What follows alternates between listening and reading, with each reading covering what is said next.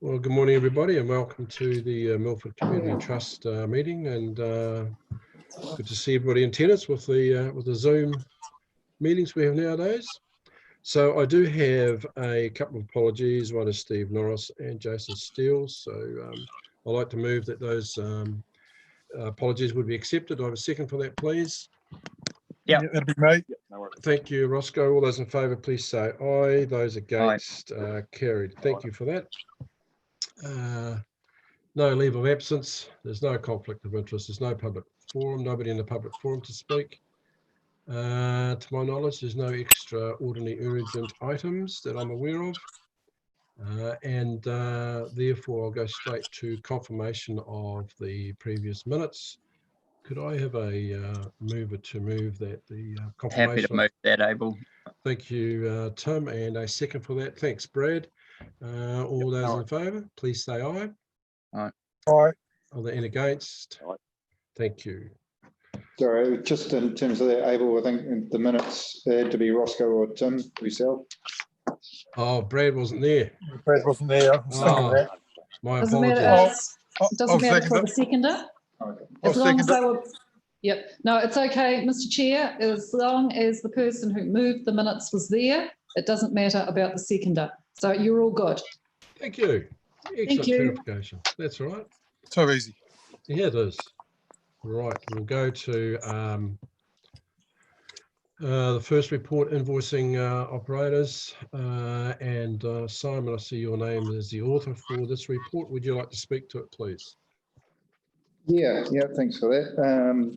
Take it as read. I think this is basically reflects a discussion that the trustees have already had anyway, in terms of looking at what can be done for the operators in there and what sort of implications that might have on the trust. So I guess most of the report is just setting out just to make sure that there are the matters that you have looked at in terms of foregoing further income and what implications that might have on obviously the major project, which is around the recreation centre. So it may simply be that it requires a larger loan to get that underway. The paper covers both the last payment for this financial year and the first two payments for the next financial year. And you'll also see in there in the recommendation that there's a C, which is around just deferring the construction of the recreation centre for 12 months anyway. I think there are a couple of things in that. One is we're in the process, we have an application or a concession application in with the Department of Conservation. So we need to see how that goes. And also obviously the current environment that we're in, it's probably prudent to just give that 12 months to see where it lands. Any questions? Thank you for that, Simon. I'll just speak to it briefly, is that I was pretty keen to see, and so were the other members as well, to give the concessionaires in Milford some breathing space, considering the environment that they're working on at the moment. Hence, we're looking at deferring those levies. So that's the reason for that. And as Simon has indicated, we've got an application in to DOC for the recreation centre. So that's pretty all self-explanatory. Open up for discussion. Any questions? Brad, you got any comments, questions? No, the only thing that I had in here yesterday was Russell Halliday from the Milford Opportunities Project. He just wanted to basically reconfirm that if there's any chance of us sort of working together on future projects, they would like to approach us and just put their hand out and have a yarn if possible. So they came in here a wee while ago and was basically getting a feel of the community and looking to the plan for the next 50 years. And just sort of know that we're here and wanted to see if we could work alongside each other on any things going forward. Good point. Excellent. What about you, Roscoe? I'd like to thank all for that. It's, any financial relief we can get at the moment is appreciated. Hugely disappointed with DOC and their their stance on what's gone on with this section, etc. But hey, it is what it is. Yeah, that's about it. Okay. Tim, Sorry, Russell Halliday. Who's Russell Halliday in regards to the Milford Opportunities Group? Brad, excuse my ignorance. I can't quite remember what his title was. I was just giving me his card, and they were all, there's half a dozen of them in here yesterday, so I was talking to him just quickly. Yeah, so Russell Halliday is the program manager. So he's part of the, he's from Stantec. So he's part of the master plan development team for the Milford Opportunities Project. So they were in there with, I think, one of the ecologists and I can't recall a few of the other project members from that team yesterday. Okay. Thanks for that, Simon. Yeah, I met with a couple of those guys yesterday as well. So also discussing about what we might be looking forward to between now and the next 50 years, and certainly about from a community perspective, Milford Road, Milford itself, and yeah, it was quite a range of topics and discussions that were held. So yeah, I was with them for a bit over an hour, and then also had the opportunity to have dinner with them last night and continue that discussion as well. So certainly put as much information to them as best as I could. Tim, you got any comments that you'd like to make? No, look, I think that's a great continuation of the discussions we had a little bit earlier. Once the world went nuts, it's certainly going to be appreciated in Milford. I mean, I know I'm not in Milford, but it's going to be certainly appreciated. Anything that we can do, obviously, to support the community, and that is going to be really important. And that's a great report. Thank you, Simon. And I think it puts it out well. I completely agree with all of it. Thank you. Any other further comments or questions on that report? If not, I'm happy to move the recommendations A to C. Could I have a seconder for that, please?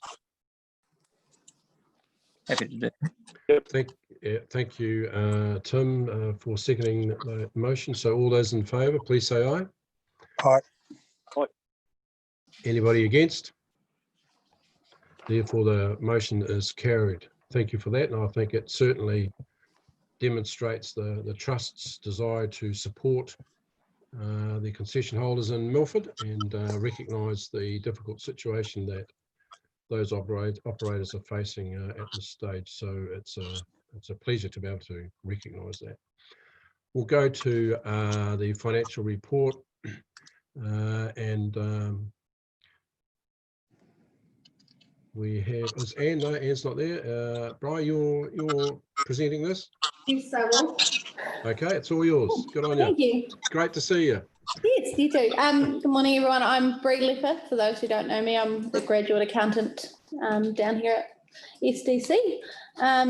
So you would have seen my name on a few reports, especially today.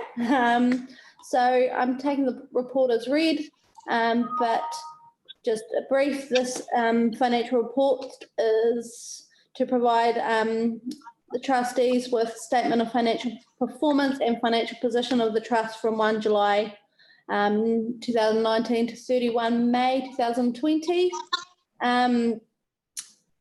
We have invoiced the first 3 quarters of the concessionaires. They were all paid apart from $19 as at 31st of May. And they were all due on by the 20th of February. So, and the majority of the expenses this year have just been chairman fees, legal fees and insurance. And the legal fees relate to discussions around that trust deed earlier this year. With the financial position of the trust, we are still in a very strong financial position. Cash position with $17,800 in our check and savings account, with $410,000 in term deposits, as outlined in the table. And any questions on that? No, that's all pretty basic stuff. And Yeah, Okay. we can't, they haven't got enough oomph up there to be able to zoom in. So he just more. Tell him to go and jump on with Brad. Oh, is he, could he go there too?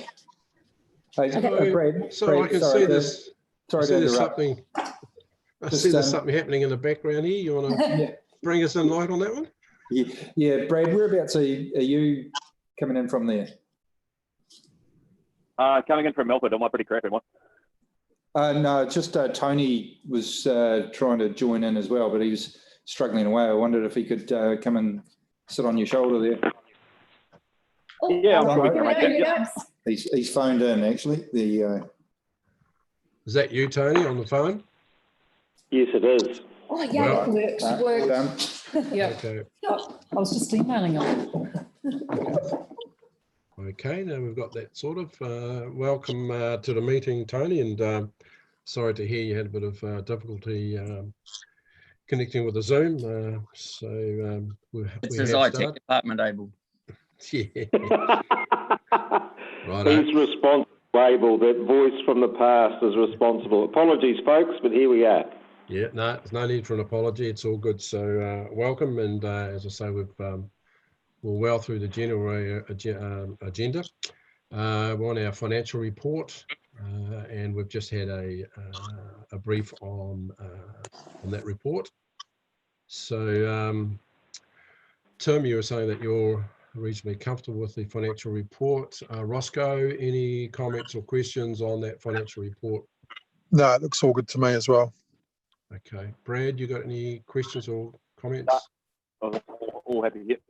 Okay, Tony, can you see the financial report? You got that with you?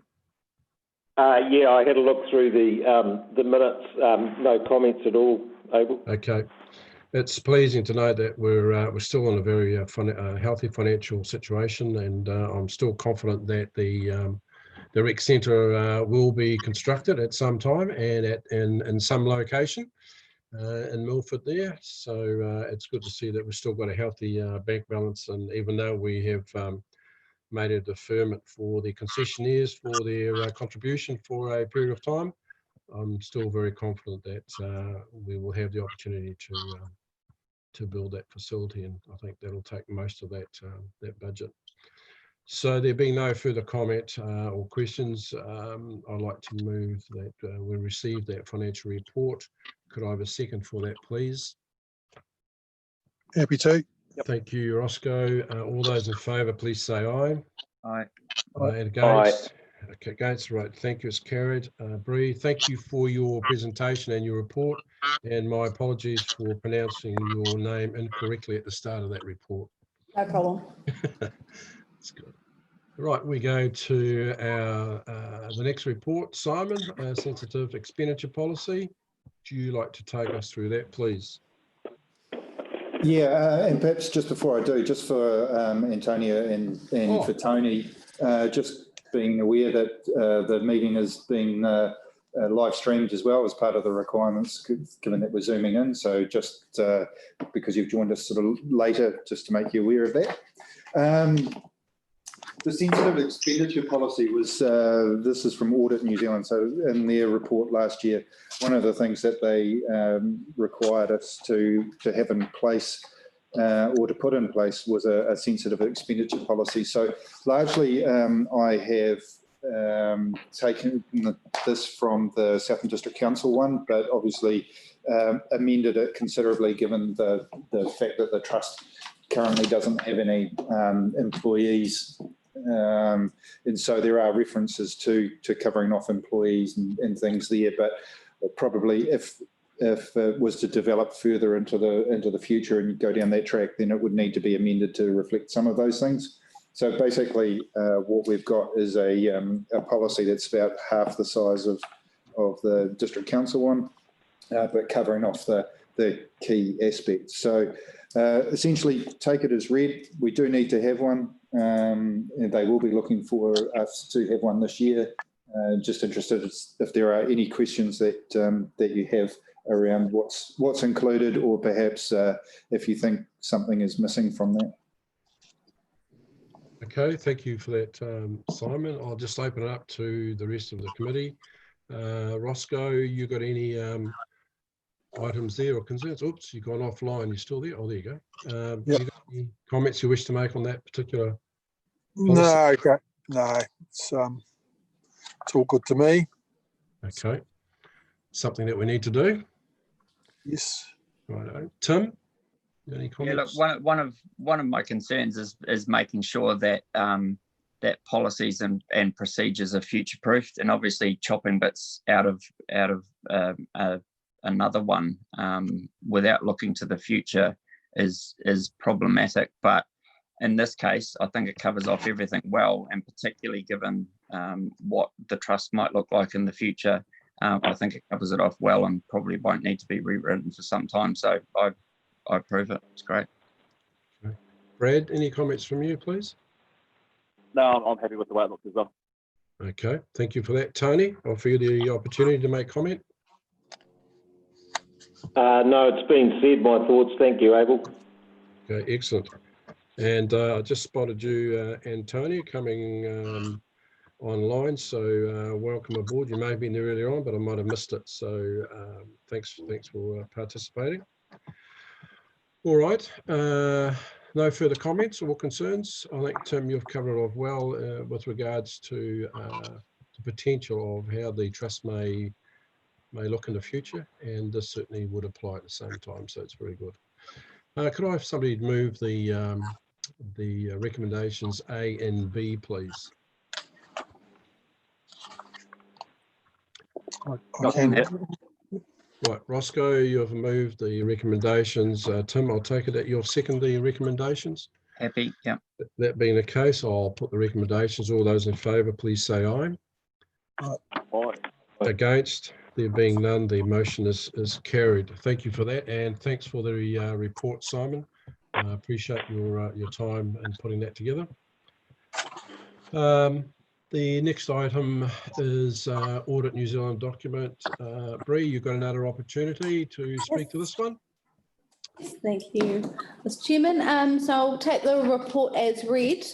However, the purpose of this is to seek formal approval for our audit proposal and audit engagement letters for the next 3 years, from the 30 June 20 to 30th of June 22, and receive the audit plan for the year ending 30 June 2020.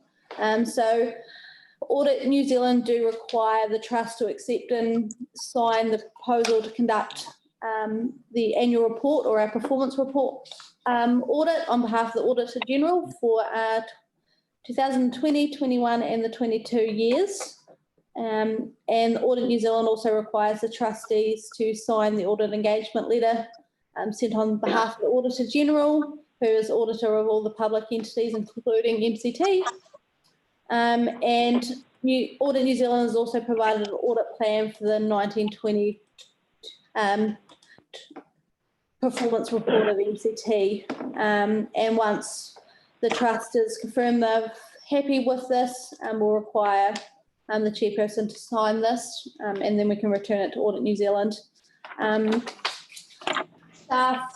Council staff have gone through all 3 documents and are relatively happy with all of the information provided by Audit New Zealand. We are still discussing the time frame of the audit. As you'll probably see, it is rather tight, as under the Local Government Act, we have to approve our performance report by the 30th of September.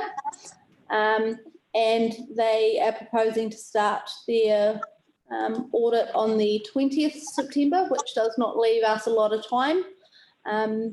But we are preparing and planning on providing all the information to Audit New Zealand by early August to hopefully get it all tidied up for this year. Other key points, the total audit fee is only expecting to increase $9 for the 2019-20 audit from last year. Yeah, I do think that's rather excessive. I'm not sure whether people want to talk about it. I think it's probably covered by the lack of biscuits for this meeting, Mr. Chairman. I think, and then about 100, just over 100, $150 for the further 2 years. So some slight increase in their fees, but overall pretty good. And we have a new audit manager, Monique, who will be overseeing our audit this year. She is also overseeing council's annual report as well, so we'll be working with her quite a bit. And the overall audit fee is expected to be $4,358, excluding GST, and we've budgeted $4,300 already for this fee. So, any questions? I mean, it's a requirement on us to carry this audit out, and on a serious note, it's certainly noted the minimal increase that's occurring over the next few years, so that's certainly appreciated. So I'll just open that up for questions or discussions from anybody. I'll start with you, Tim. You got any questions or comments you wish to make? No, none in regards to that, Mr. Chair. It does. A fairly small entity such as MCT, a $4,300 cost as a requirement,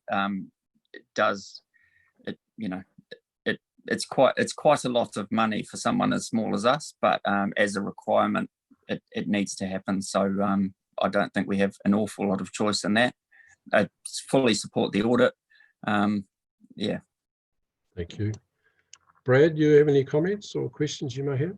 No, views and feelings pretty much the same thing, to be honest. Yeah. Tony, any comments? Ditto, same, thanks. All right, and Roscoe, you have any comments that you wish to make? Just the page 30, the actual audit hours for 2019, was that the initial audit, that 152 was that hours? Yes, that's the total audit hours that they spent on our audit last year.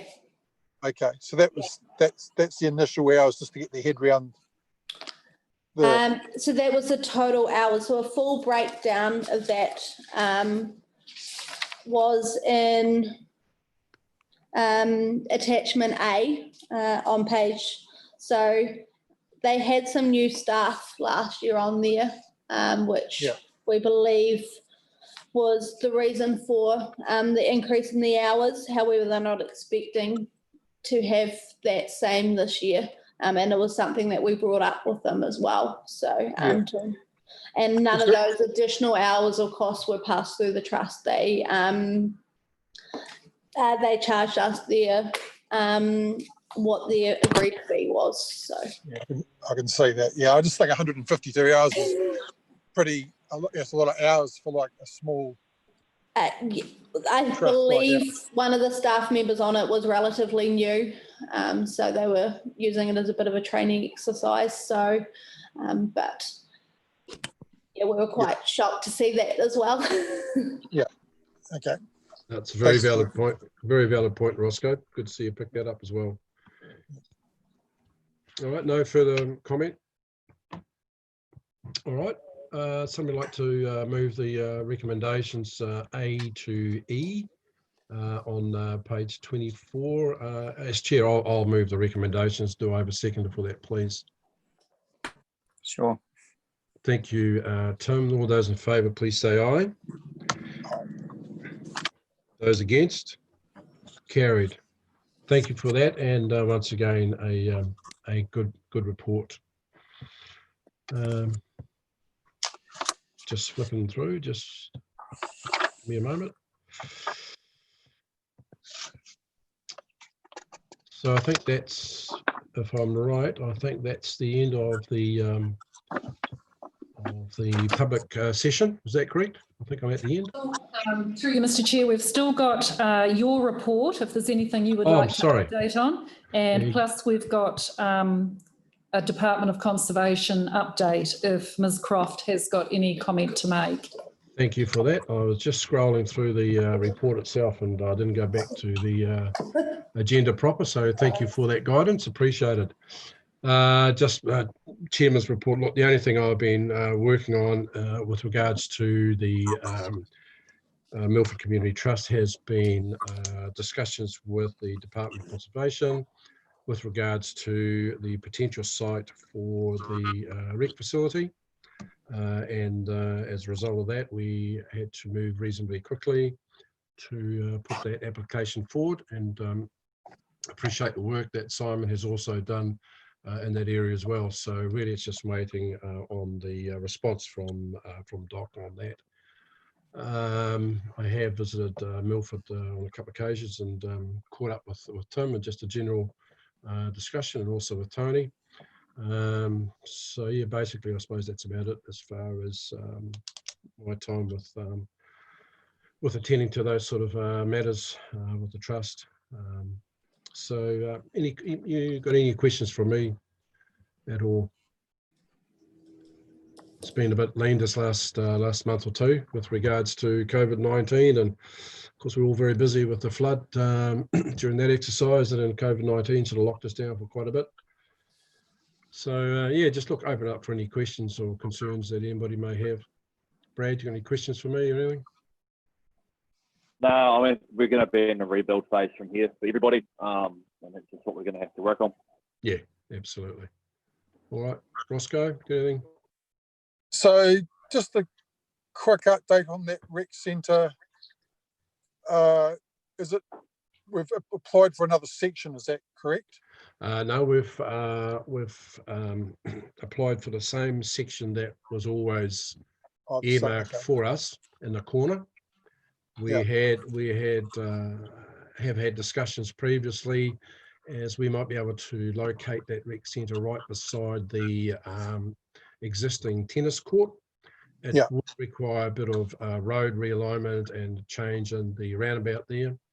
There was some concern expressed by the Department of Conservation with regards to that. And as part of our discussion was that if we were to give up that corner section, that we would expect whoever may take that part over, that section over, that they would be funding any changes to road alignments that would need to be required. That's right, yeah. Yep. There was some discussion with department on that, which basically resulted in us having to fall back on the position of going to the existing section in the corner. We have indicated to Doc that we may not require the full section. So we have indicated that we may only require half of that section. That then provides an opportunity for other concession holders or Doc themselves to utilise that particular back part of that corner section. So that was part of our application. Simon, do you think you might want to expand on that, or have I covered that off? Any further comment? I think it's pretty much covered off. We're just in the situation now of waiting to hear back. Certainly the application's been acknowledged, and then currently it will be going through their initial assessment process. Okay, thank you. Does that cover your any concerns, Roscoe? Probably a question for Antonio, but what's the time frame for this? Thank you, Roscoe. I'm just looking at the lodged application on our system at the moment. So the task assignments, there's 3 of them haven't been finalised yet. So once it comes through to the district office and those task assignments have been, got staff against them, you'll receive an acknowledgement letter, which will give you an indication of the fees and the time frame that we expect for this to run from. So public notification itself is a lengthy process. So I'm expecting a minimum of it 6 months at the moment, 3 to 6 months.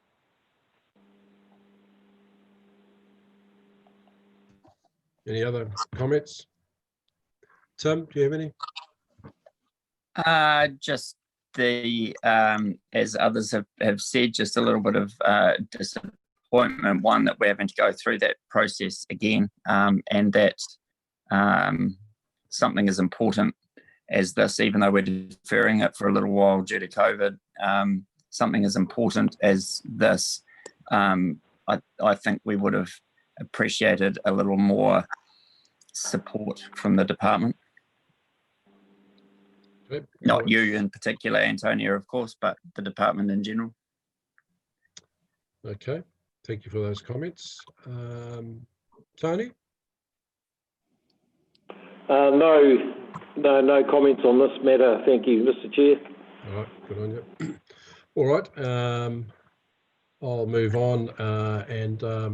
Antonia, do you wish to make any comments with regards to a report or any activities with relation to Milford for us? Sure. I'm very pleased to see the, as I just said, the rec centre lodged into our system, and being able to see it on my screen at the moment. And I look forward to being the one helping to progress that from the district office side. So I think it's a great step forward, and let's see where that goes from there. We have received reports back regarding the flood event that happened in February, and the flood protection works have done their job. There's some minor repairs that need to be made, but they are in no way, shape or form likely to be breached anytime soon. So it looks like the flood protection's very much done its job in that regard. The cross sections to re-establish where the gravel fans are lying now post those floods are scheduled for next week. And we've got some additional work on the flood sensor that'll be happening in July. Basically, we'll be putting a secondary sensor along with the one that's already there to provide a fail-safe to any of the false positive alarms that have been going off. So it means we need to trip both of those sensors for the alarm to actually activate. And in addition to that, it looks like I might be successful in my bid to get a camera placed on the top of that as well, so we can do a visual assessment. So that's pretty good progress going forward to improve that facility, so it's not raising any false positives in the future. Alongside that, an initiative was discussed yesterday with Mr. Tony Woodham about a communication triangle that the department had as an initiative to keep in contact with all concessionaires. I put that proposal through to our operations manager late yesterday, and it's been approved. So what we'll be asking of yourselves and the rest of the community is not just feedback while we were in lockdown like we did, but that project looks like it's going to go on for a wee while. I expressed the fact that the hard times aren't over yet, and yeah, we'll continue to track at a higher level the feedback from concessionaires and the trust to feed back into DOC's understanding of how it is on the other side of the fence. So I think that's a positive initiative that I've been able to get over the line in the last 24 hours. Excellent. Work. All right. Questions? Any questions or comments for Antonia, please? Just going to the flood event, I know the stop bank did its job in Deepwater Basin, and that was all good. Deepwater, yeah, the Deepwater area was good. Surely no one can be happy with the amount of water that went through the MST base building at Freshwater Basin, and is that going to be looked at in the future with that culvert that seems to feed straight down into the main doors of the terminal building? Yeah, work's underway on that, Roscoe. We engaged with Hadley's and a couple of others on that, and I mean Tony will be able to speak further to that, but work is well underway on that. There is budget approved for that, and diversion wall is likely to be in place hopefully in time for the next event. Okay. So when you say a diversion wall, where's the diversion going? That's one of the ideas, but the most sensible, simplest idea seems to be able to move water, if that culvert blocks, move water around into the car park area away from critical infrastructure, and it would then flow out the back and into the harbour rather than through the terminal. Yep. Any other comments or questions for Antonia? Thank you, Antonia, for that feedback and a bit of a heads up. Much appreciated. And thank you for your time. It's been great. All right. Sorry, folks, just hear you there, Mr. Chair, but I'm not sure if I can be heard, but I'd just like to register my thanks and acknowledgement of the pragmatic way Antonia's going about addressing some of the flood alarm issues. They're small but sort of thorny issues for the local population here, and I'd like to acknowledge that. Also the support I know she'll be giving to the Rec Centre initiative. Thank you. Well spoken, Tony, and certainly endorse your comments to Antonia as well. Well said. Just one thing from me, Mr. Chair. While we've got Brad there, normally along with Antonia, we would just see if there's anything from the residents side of it through a report from him before we move into the next section. Yeah, unfortunately, there's not a lot of residents left in Milford at the moment. All the businesses have somewhat shut the doors, so it's very skeleton crew. As I mentioned earlier, it's all going to be now about how we can rebuild and do it for the future of the newcomers that will hopefully get to come back soon. Yeah, it's certainly a different environment there, Brad.